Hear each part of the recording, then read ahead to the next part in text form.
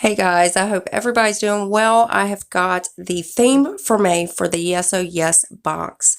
So, we already had the first spoiler reveal. That was the palette. So I'll go ahead and show you the theme and then I'll show you the palette.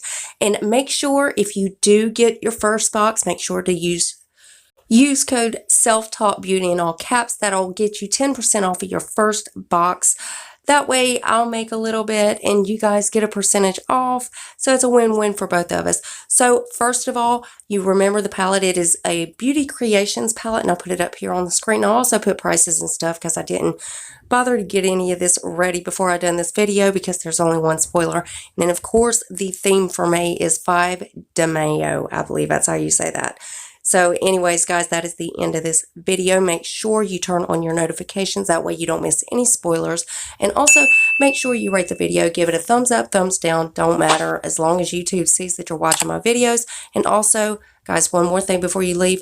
Go ahead and hit that subscribe button and become part of the Glow Tart family. We would love to have you. Love you guys so much. And I will see you in the next one. Bye, guys.